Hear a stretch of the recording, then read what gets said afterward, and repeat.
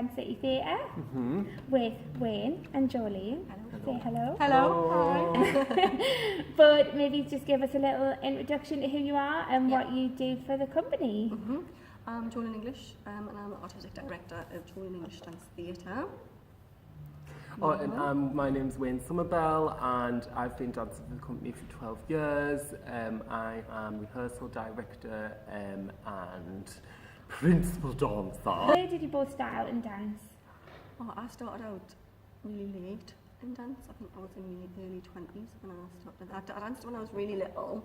Yeah. And then I realised that I had to be told what to do, and that didn't really agree with me very much. So I left it really, really late, but I always loved moving. I don't know if it's dancing, but I loved how the body moves and watching other people move and their tics and their characteristics. So I wanted to see how I could investigate that further. So I started studying when I was 22, 23. It was at Newcastle College, and then I went to Bretton Hall, and then I came back here and did Northern University.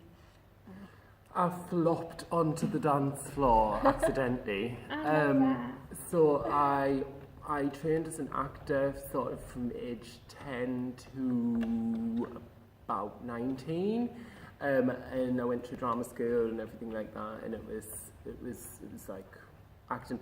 I'd always been in like pantomimes and stuff like that, so we'd always done like shows where we'd be the whole world smiles with you, this kind of dancing, do you know what I mean? And so it wasn't necessarily like a dance training. No. But we definitely did dances, and we definitely did a lot of movements, so you kind of end up doing that anyway as an actor.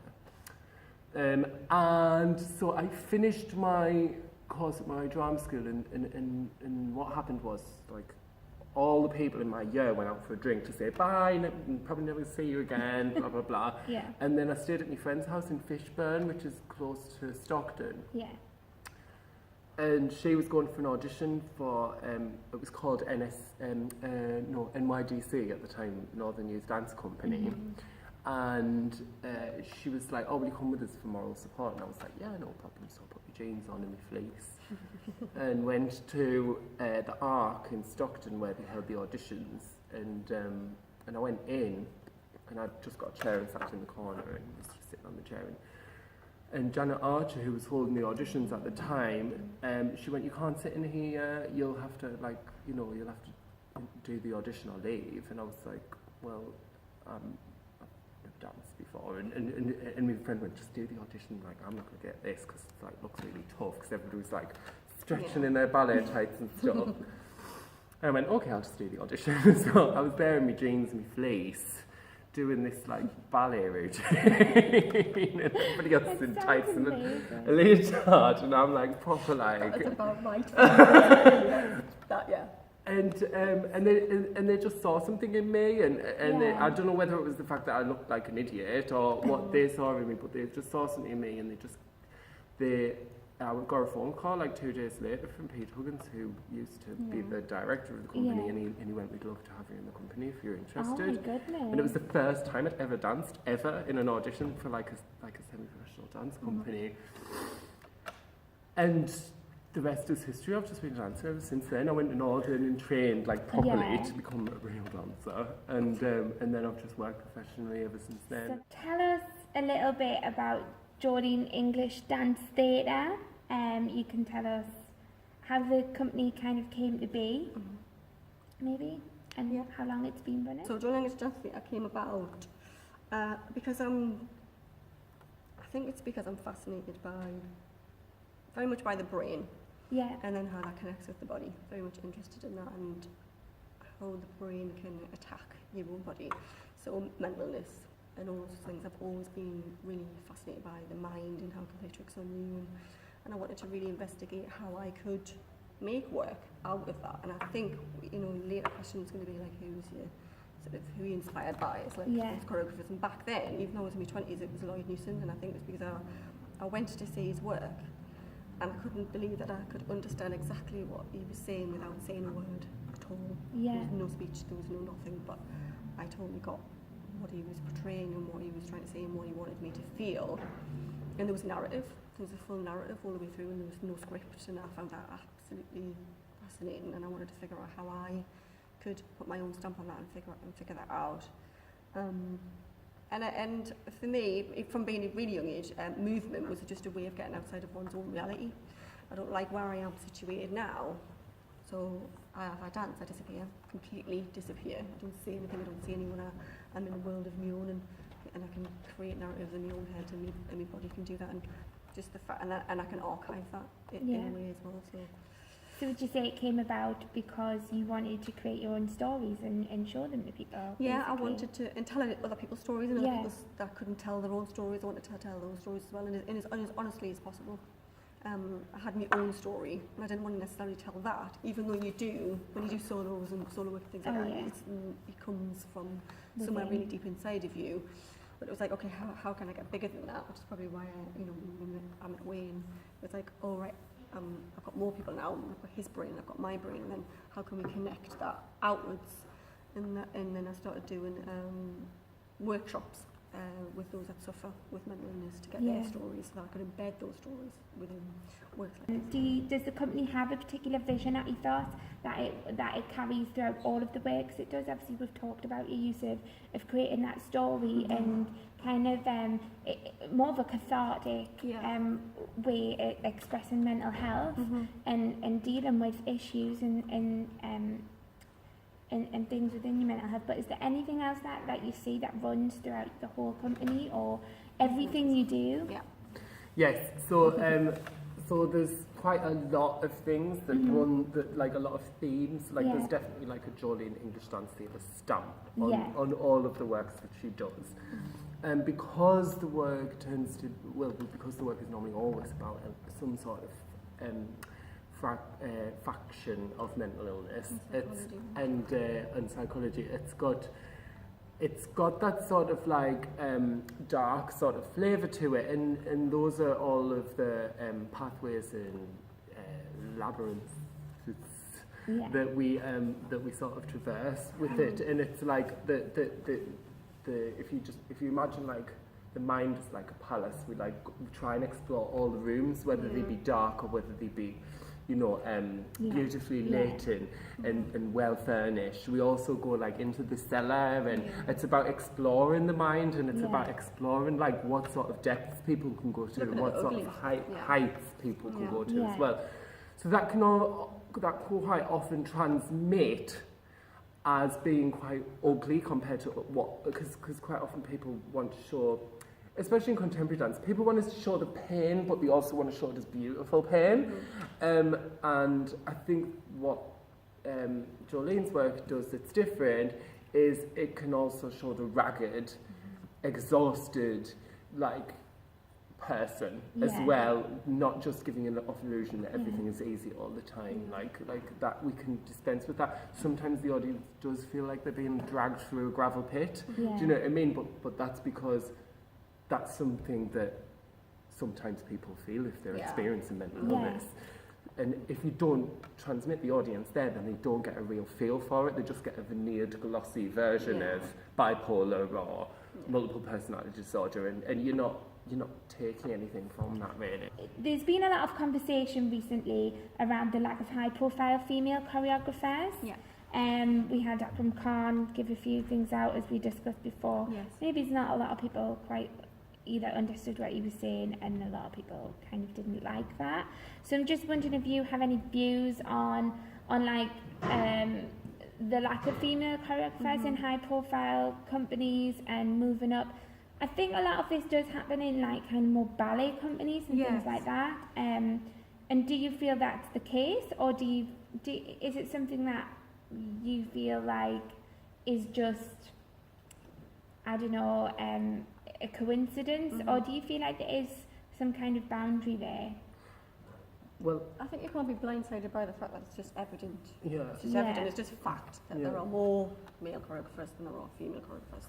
That's fact. So if I say it, someone else says it, someone else says it, it's just, it is what it is. So. Which is pretty obscene, really, considering there's like, there's actually more females trying to get into choreography than there are males. It's just most of the males are like accepted straight away, and the females are like, oh, we're not as interested in you as we are a male choreographer. Which I don't know if it's on a personal whether me as a female, I'm more apologetic than males are, whether it's I'm very thankful, and I suppose in some ways I should be more like, oh no, I think I deserve that actually. I don't have to always be like, oh please, that, or so.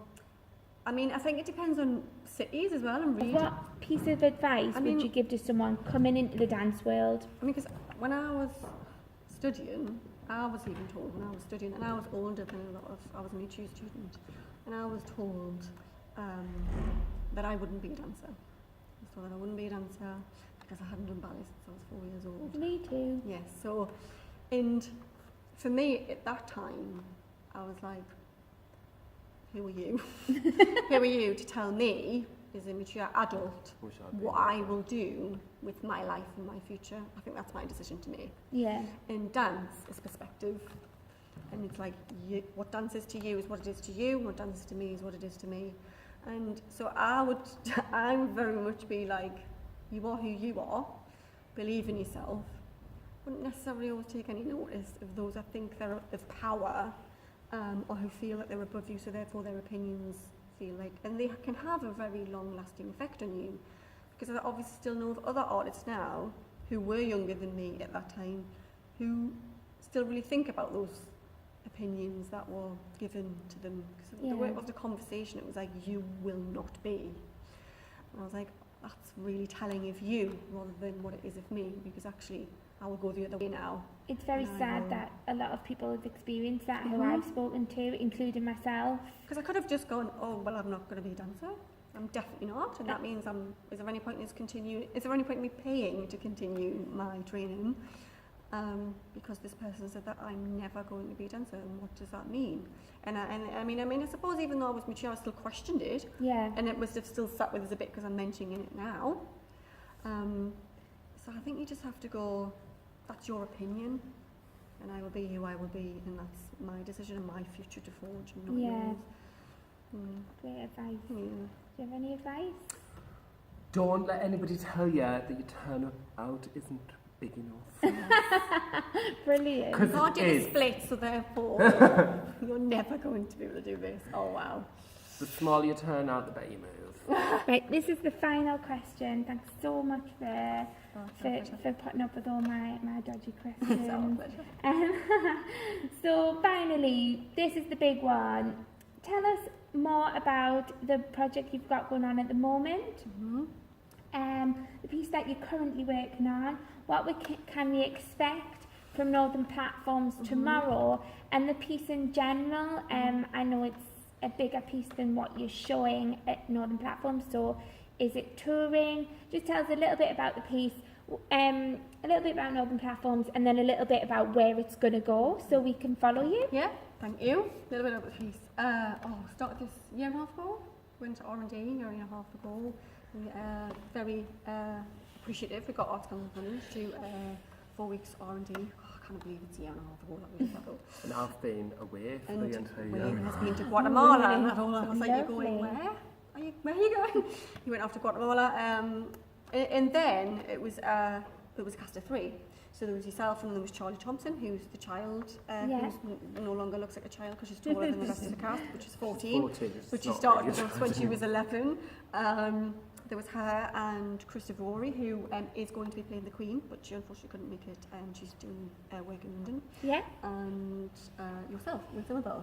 So we did that, and we spent a lot of time. We spent a lot of time researching. In that, we had the luxury of researching in that time in documentaries and papers and psychology papers and doing workshops, and I gathered all of that information. Looked a little bit at movement and what that could and couldn't look like, but really started to really think about the characters and what more we needed from that. And then I've always been really fascinated by a dissociative identity disorder. I touched on it a little bit when it used to be called multiple personality disorder when I was a student. And then we've always really loved Alice in Wonderland, and this was the first time we were like, how do we marry the two? How is that possible? How do we do that? And then when I really started researching DID and Alice in Wonderland, I found an article that was written by a psychologist who had stipulated that 150 years on, if the characters in the book had been presented in front of a therapist, these are the things they would have been diagnosed with. All right. And Alice in Wonderland was dissociative identity disorder. and the Hatter would have been bipolar, the Cheshire Cat would have been schizophrenic, and the Rabbit would have high anxiety disorder, and the Queen would have a really high sense of narcissism. So those are all of the things that we look at within the work, all of those. So it's not just that Alice has a disorder, it's that actually all the alters that live within her, they all have their own disorders, as well as trying to build all of them and forge something. And then I reapplied for funding to make it into a full-length work with more artists and then more collaborators. So this was the one time where I was like, right, I'm not doing everything myself, as I said earlier. So it was, I want a collaborator to set, build, design, costume. Yeah, so if you can just tell us a little bit about where the full piece will be going. Is it touring, or have you not got that far yet, or?